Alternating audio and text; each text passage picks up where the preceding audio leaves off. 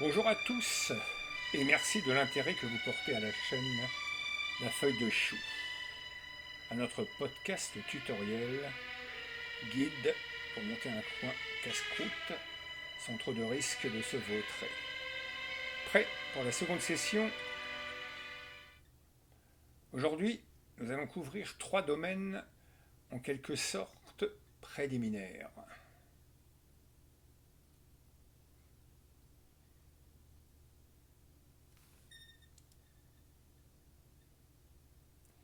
Vous avez choisi de vous installer en Amazonie. Pas question de vous chausser de tongs ou d'espadrilles. Votre projet, même chose. Il faut que vous soyez prêt, en grande forme, parfaitement équipé. Improviser sur place, je déconseille. Alors, on s'attarde sur les domaines de compétences à développer, la planification du projet.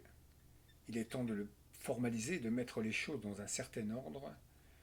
Approcher le menu et ses recettes qui ne sont autre chose que les items de votre menu. Il va falloir examiner, scruter, définir avec le plus grand soin, car il conditionne la mise en œuvre et la réussite de l'ouvrage. Sans une solide structure, un échafaudage, une charpente à toute épreuve de votre menu, aucune chance de succès. Il faut savoir de quoi on cause.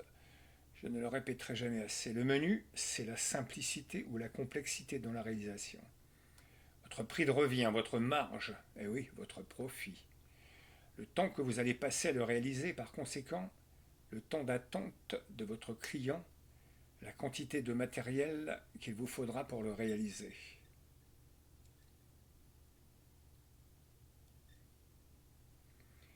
Avant de vous installer dans ces contrées reculées, voire dans Central Park à New York, au Jardin des Tuileries à Paris, il vous faut d'abord cerner les domaines d'expertise dont vous allez avoir besoin.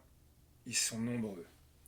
Chef dans votre cuisine afin de ne pas vous laisser endormir par un ou des employés mal intentionnés ou incompétents. Ouais, malheureusement ça existe. Manager afin de coordonner l'ensemble des tâches. Ingénieur, oui, pour les aspects techniques du métier et savoir de quoi vous parlez avec les pros. Ça crée un climat de confiance. Marketing, savoir vendre, savoir vous vendre et faire votre pub. Avocat, démarches et paperasseries sont parfois compliquées. C'est cher, mais ça peut servir. Maintenancier, eh oui, les machines, ça tombe en panne. Il faudra mettre les mains dans le cambouis. Informaticien, quand ces maudits ordinateurs, caisses électroniques se plantent, il faut bien savoir dépanner sur le champ de bataille, redémarrer. Et ceci afin de ne pas perdre trop d'argent. Comptable et fiscaliste, savoir combien je gagne, combien je paye, notamment aux impôts. Si par hasard je n'ai pas de coulage, mon argent partirait alors dans la poubelle. En clair, il me faudra faire appel à des compétences extérieures. Et vous savez peut-être tout faire, y compris construire par vous-même. Question simplement. Je me permets de vous rappeler qu'en 2023, il existe un remarquable outil enfermant une base de données de tutoriels de toutes les tâches manuelles absolument considérable et gratuit que vous pouvez consulter. N'hésitez pas, il s'agit de YouTube. Il suffit simplement de formuler la bonne question pour obtenir la bonne réponse, qui plus est, avec une grande diversité de sujets en de nombreuses langues. Planification du projet. En gros, il s'agit de le décortiquer de A à Z afin de lui donner forme, lui donner existence. Je passe beaucoup de temps à gamberger, griffonner sur des feuilles de papier blanc, imaginer le menu sous sa forme détaillée, on va y revenir après. Bâtir mon business plan, c'est le chiffrage de ma stratégie, mes investissements, mes coûts, mes ventes, bref, ma rentabilité. Définir l'ensemble des formalités administratives et légales afin de mettre mon business en route.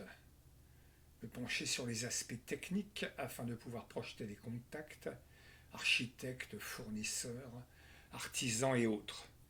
Dresser d'ores et déjà griffer un plan artistique des idées, des lieux, des choses et de leur ordonnancement.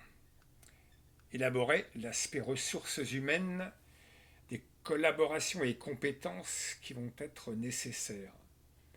Planning des travaux, de la réalisation des embauches, des achats et naturellement envisager un planning d'ouverture. Après avoir réalisé une checklist complète de l'ensemble de ces opérations, comment vais-je célébrer l'ouverture de mon business avec mes clients et mon équipe?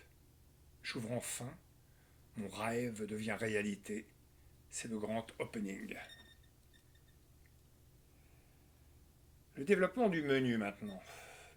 Ne pas hésiter à balayer les idées les plus farfelues en matière de nourriture, cela afin de vous rendre original. Ensuite, les questions. Combien d'items je vais vendre? De quel espace vais-je bénéficier pour travailler? En clair, la taille de mon local, restaurant, camion, food truck, remorque, local loué dans un centre commercial. De quel personnel? Tâche compliquée s'il en est une. Combien de temps vais-je avoir pour réaliser mon produit? L'item du menu n'est rien d'autre que la recette que je vais mettre en pratique. Il me faut décortiquer les recettes afin de définir les ingrédients dont j'ai besoin. Explorer toutes les options au niveau des sauces, des accompagnements, de la présentation. Cela afin de me rendre unique. Quels sont les vendeurs chez qui je vais m'adresser pour acheter mes matières premières?